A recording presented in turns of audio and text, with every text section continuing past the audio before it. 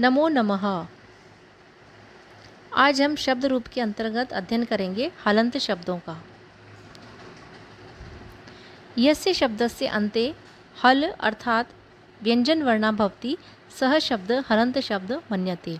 अर्थात जिन शब्दों के अंत में हल अर्थात व्यंजन वर्ण होते हैं वह हलंत शब्द कहलाता है। जैसे उदाहरण है क, ख, ग, घ, ग इत्यादि हल अर्थात व्यंजन वर्णा सन्ति। ये सभी व्यंजन वर्ण हैं।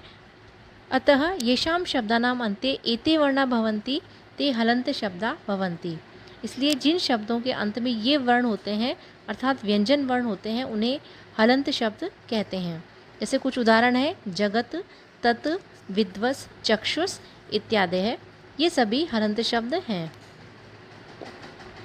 अब हलंत शब्दों में पुल्लिंग शब्द हम देखते हैं। एक बार कुछ वाक्य दिए गए हैं, इनको पढ़ते हैं। योगेश सत्येंद्र जीवने नरः कल्याणं पश्यति इति ब्रुवन् कः याति।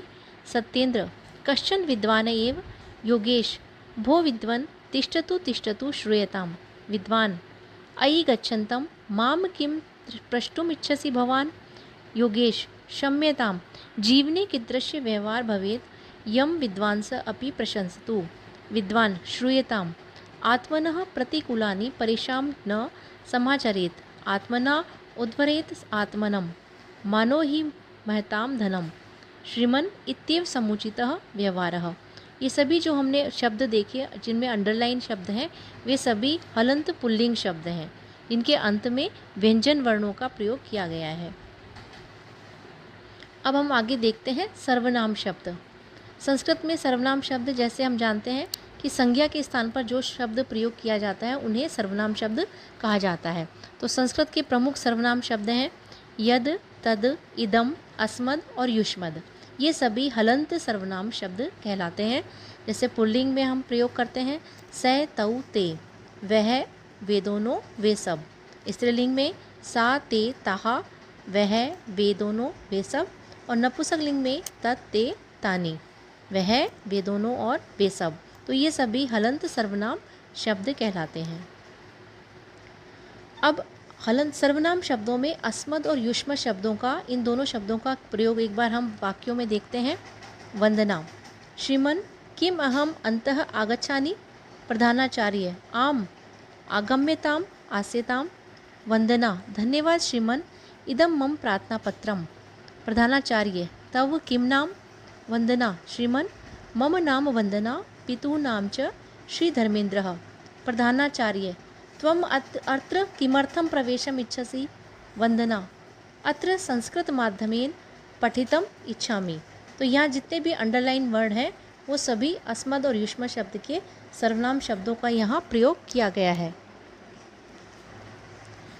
अब अस्मद और युष्म शब्दों के कुछ और प्रयोग देखते हैं हम जो अभी वाक्यों में प्रयोग हुए। इसमें अस्मद प्रथमा विभक्ति में था अहम, आवाम, वयम। अस्मद षष्ठी विभक्ति में मम, आवयो, अस्माकम। युष्मद में षष्ठी विभक्ति तव, युवयो, युष्माकम। और युष्मद प्रथमा विभक्ति में त्वम, युवाम, यूयम। कुछ वाक्य हम और पढ़ते हैं ताकि हमें पता चले कि इनका किस प्रकार से प्रयोग होता है। अहम अध्यापकः अस्मि। आवाम सतीत्यो स्वः। वयम भारते वसामः। माम अनुकरोतु। आवाम सह जानाति। अस्मान् छात्रः समाद्रियते। मया सह कः यास्यति। आवाभ्यां सह त्वम् अपि चल। अस्माभिः सह बहवः सन्ति। मह्यम् अध्यापनं रोचते। आवाभ्यां तक्रं न रोचते। अस्माभ्यां सर्वं वदतु वस्तु ददातु। मतपूर्वम् अन्यः व्याकरणं पाठयति स्म। आवाभ्यां दूरे सह वसति। अस्मत् पृथक् कथं वसति भवान्। मम अयं विचारः अस्ति। आवयोः प्रथमः परिचयः वाराणस्याम् अभवत्। अस्माकं कः अपराधः अस्ति। मयि सर्वं ज्ञानं तु नास्ति। आवयोः स्नेहः इदानीमपि तथैव अस्ति। अस्मासु बहवः विद्वांसः सन्ति। तो यहाँ जितने भी हमने वाक्य पढ़े उनमें जो पहला शब्द है वो सभी सर्वनाम शब्द अस्मद शब्द में इनका प्रयोग किया गया है। अब हम अस्मद शब्द एक बार पढ़ते हैं सभी। सप्तमी विभक्ति तक ये तीनों वचनों में अहम आवाम वयम प्रथमा, माम आवाम अस्मान् द्वितीया, मया आवाभ्याम अस्माभिः तृतीया, मह्यम आवाभ्याम अस्मभ्यम चतुर्थी, मत अस्माभ्याम अस्मद् पंचमी, मम आवयो अस्माकं षष्ठी, मयि आवयो अस्मासु सप्तमी। तो ये अस्मत् शब्द रूप थे सातों विभक्ति में तीनों वचनों में। इसके बाद हम कुछ और शब्द पढ़ते हैं, कुछ वाक्यों का अध्ययन करते हैं। त्वं किं करोषि युवां भ्रात्रो स्तः, यूयं संस्कृतं पठतः, त्वाम् अहं ब्रवीमि, युवाम् अहं जानामि, युष्मान् गुरवः प्रोत्साहयन्ति, त्वया सह गमिष्यामि, युवाभ्यां सह अपि यास्यति, युष्माभिः सह अहम् अस्मि, तुभ्यं द्रव्यं दास्यामि, युवाभ्यां नूनम् एतद् दास्यामि, युष्मभ्यं जीविकां दास्यति, त्वत् अन्यः क मम सखा, युवाभ्याम् अयं कनिष्ठः, युष्मत् अन्य कः योग्यः, तव पृष्ठे अस्मि चिन्ता मास्तु, युवयोः अयं सखा, युष्माकम् एतत् संस्थानं, त्वयि मम महान् स्नेहः अस्ति, युवयोः अयं तीव्र तत्परः, युष्मासु नायकः कः। तो यहाँ इन वाक्यों में जितने भी अंडरलाइन वाले वर्ड हैं, जो बोल्ड लेटर्स लिखे हुए हैं, वो सभी युष्मत् शब्दों का इनमें प्रयोग किया गया है सर्वनाम में। अब हम युष्मत् शब्दों का प्रयोग देखते हैं एक बार। युष्मत् शब्द सप्तमी विभक्ति तक तीनों वचनों में।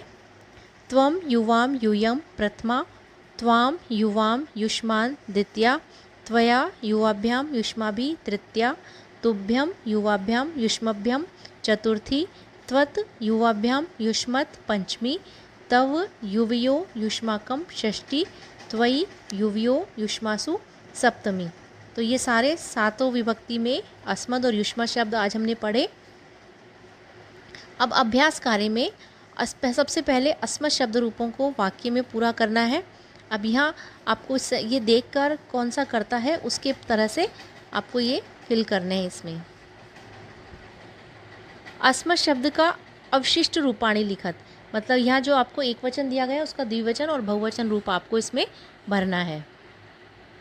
युष्मत् शब्द के वाक्य पूरे करने हैं, जो सेंटेंस दिए गए हैं, वाक्य दिए गए हैं, उनको आपको इसमें फिल करना है।